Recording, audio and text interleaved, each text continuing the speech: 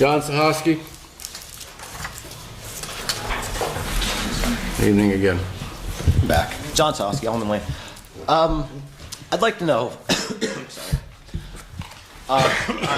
First thing I just want to say, I'm against the tax increase. But if you guys are council or voting on it, I have a question then. Which council members are taking the health benefits? Because like you're saying, you have a freeze on the salary, but I don't think that there's a freeze on the, like, you can't freeze healthcare benefit prices, and they're going to go up and up. I just think, I said it before, I don't think that the part-time council people should, have health benefits. You know, how many of you guys have actual 40-hour jobs where you guys could get your benefits from there? You just don't need them. You're just hurting the city. If you're going to, vote for a tax increase and keep your benefits, that's a real issue. You're not helping the city out by taking those benefits. I'd like an answer on everybody on who's taking the health benefits. I'd like to know how much it costs the city too, if per council person, what it costs the city.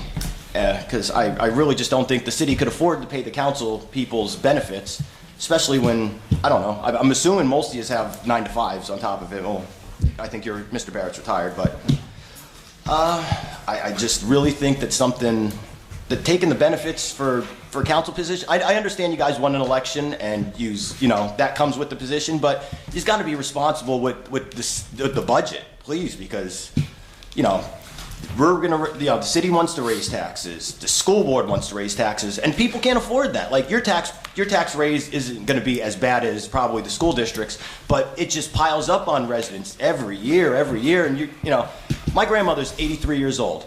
If my parents didn't live in the same house as my grandmother, she would have lost the house. Her health might have been worse because she'd been stressed from trying to pay that. It's not fair to the elderly residents who've been here, like, they left the older lady there. She's been here for 5 generations. Do you want to tax her out of her house? Because, between this body and other bodies, that's what's going to happen because everybody wants to raise taxes.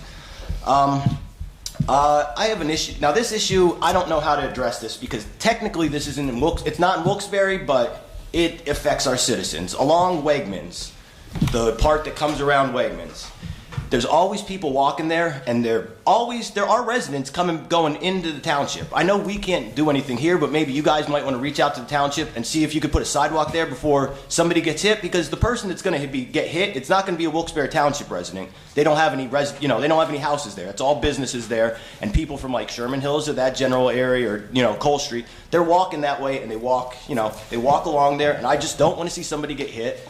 I can't go to address Wilkes-Barre Township. I don't know what their things are, but I'd like you guys to go take a look into that and try to talk to somebody from Township, or I don't know how you would handle something like that, but just see if you guys could talk to them to put a sidewalk in there along Wegmans, because it's going to happen eventually where people walk in the dark there, and it's not going to be a Township resident that gets hit by a car. It's going to be one of our residents to get hit by a car, most likely from Sherman Hills, somebody who doesn't have a lot of money. That's why they have to walk to Walmart or something like that, and it's something that I just want to prevent a tragedy there.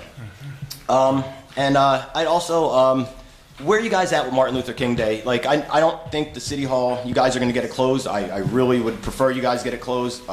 I sat here, quietly protested last year. I will come down here and protest again this year if it is open. But I think you guys should make, like what Angel was saying, like Angel Drew was saying, maybe do something up at Sherman Hills. It'd be something that people wouldn't expect. Be good for the city, be good for the residents, good for that section of town, especially because I don't think they get a whole lot of love up there. So can you guys just give me an update on where you are with Martin Luther King Day, and everybody answer about who takes benefits from the city, and if anybody knows how much it costs per council person, I would also like to know that. That's it. Thank you. On the I'm going to backtrack a little bit. The Wegmans, I will talk to Wilkes-Barre Township. That is a state road there. Okay. That's going to be the issue there. It's up to the state to. But you understand where I'm coming from, though. Go by there every day. I drive by there. I almost hit somebody just because you can't see them. Right. I will speak to the township and ask if they can contact PennDOT to see if they can do a study there and see. It's not pedestrian friendly. It's very unfriendly. Yeah. And, Mundy Street's the same way, Bill. Mundy Street's the same way. I see people walk up and down Mundy Street all the time. At least, like, Mundy Street, you could get out of the way at least. Up there, you're just. I'll speak to them. I can say this, that I've been at several meetings at the Department of Transportation in Dunmore where this exact topic that's come up, and they are looking at finding a way to fund that in the very near future. But it's a bigger project than you might think. Oh, there's hills and yeah, it's it's- an engineering thing. That's a big thing. I understand. So it has been discussed. It's on the radar. But Councilman Barrett's correct. It's a state highway, so they'd have to have the jurisdiction there. As far as the council benefits, I don't know what everybody is doing. I'm being very honest. I can only speak for myself. I don't take the waiver or the health care from council, but that's not saying that everybody does or doesn't. But I would suggest that if you do want to find an accurate number, you would go into the city attorney's office, fill out the right to know. It is public information. They'll give you the exact numbers there. Okay. Because I don't know what everyone does, and they will let you know, so you'll have an accurate accounting of that. Okay. There was another issue you brought up. Martin Luther King Day. Oh, I don't know where we stand with that. Did you care to speak on that, or were we? It's ongoing. We're in collective bargaining right now with 3 of the 4 unions. Which 3? Fire, 401, which is a Teamsters, which is DPW, and 1310, which is City Hall. So, but I thought you didn't need fire. I thought it was just like fire and police didn't matter. They do matter in this situation? All holidays are collectively bargained. And anybody else want to answer on their benefits? I don't take them, John. Don't take them? As Bob had stated, I do. I don't take them. I take the waiver. The waiver is? $2,400 a year, I think, or $2,200. I agree. There you go. Thank you. Good. Anything from council?